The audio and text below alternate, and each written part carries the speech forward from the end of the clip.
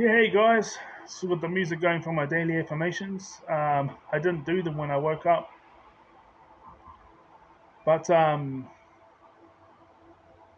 I mean, I've done them just now, and I'll do them just before I go to bed, just before I go to sleep. Sorry. Well, here's the thing. So I mean, I thought about doing this a number of times in the past.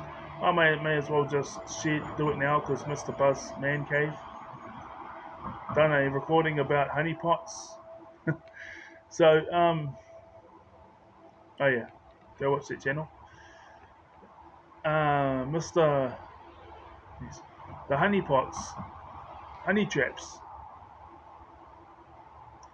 Now, I don't bait, but people say don't bring up your stuff of the past. Well, the thing is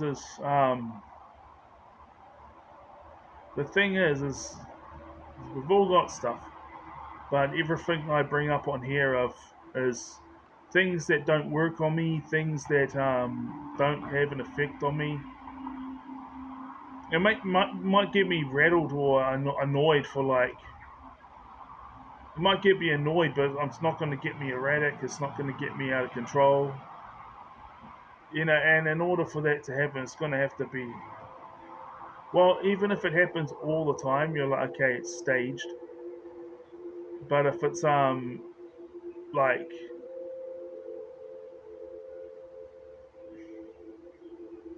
maybe 3 or 4 in the stage of a day, because when you see your type with another person, that's not it. You can tell when it's staged, and you can tell when it's purposeful, right? Because some of them, yeah, they do have the type that you want, but they do it purposefully in front of you because to rub it in. Now, if someone does it purposefully to rub it in a number of times in a day, that can get annoying. You get 1 or 2, it's just whatever. You get like a group of 5 or 10 of them doing it in the space of a day, it's like you start to get annoyed. But when it happens, well, the thing is when you see your type with another guy, that doesn't mean anything. But you can tell if it's staged, meaning they're not really together. They just want to boost their own ego by trying to take yours down. Or if they are, but they want to rub it in your face. Then there's those who are with your type of woman, but they're not rubbing it in your face. They're not bragging. They're not trying to tear you down. So you actually feel happy for them, you know. And that's how I know my breakthrough is near. Is when I see people with the blessings that I am pursuing, because I know I've already got them internally, spiritually, mentally. I know I've already got them. It's just a matter of time before it manifests physically, because I already know I've got them, the blessings. And then, of course, you don't take it for granted. You know, you learn from your past mistakes, but you also still cherish and appreciate them. So here's the thing.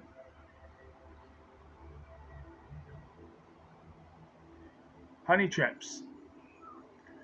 Whatever your ethnicity is, whatever your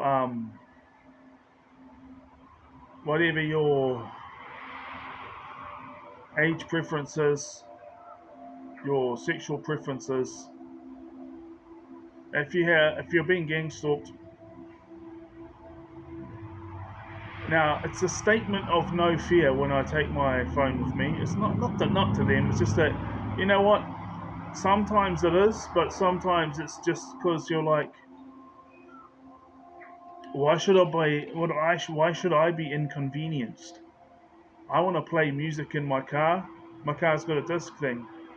A lot more selection on lines, especially, you just jump on here and you push in my mix, or you put up a band you like, and then if you feel like switching it over halfway on your journey, you either pull over and do it, or if you're on the highway, then you just have self-discipline and don't do it. Well, you miss out on that. You miss out on those little things because you don't want your stalkers to know where you are.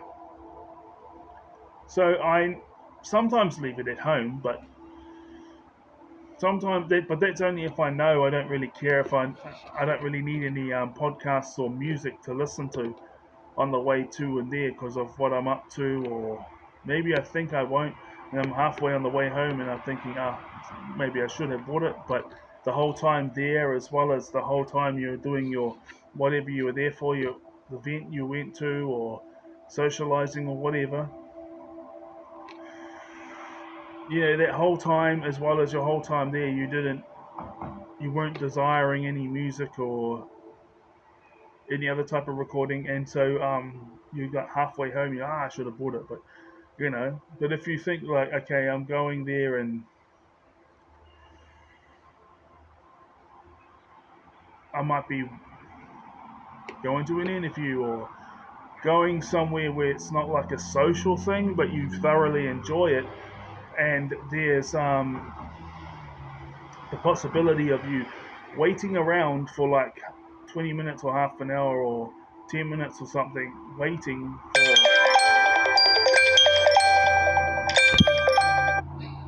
that's my food, waiting for what you came for, right? And then you're like, okay, well, I want music and that for that. Why should you have to miss out on all that? Because you don't want some stalkers to know where you're at. Because here's the thing: is there's been times when I just take my stuff, and I wrote it in my book. I don't trust these people to them tell me their name, and then the fact there's a couple of them. There's like three of them that I asked them their name, and they said, "What's your name? What's your name?" Like, but the thing is they'd show up at like two or three places I was at in the same day, and that they'd be pretending to be doing something, or maybe they were, I don't know. But I'd walk into the room and they'll be looking at me like this. They'll be like doing something, and then they'll look up and they'll see me, and then I'll be like, and they're not moving their eye contact. So I'll just look back at them. At the same time, it's like you didn't come here for them. You came here to do other things, and you're listening to your music on your phone and stuff. You play so you can drive to the next place.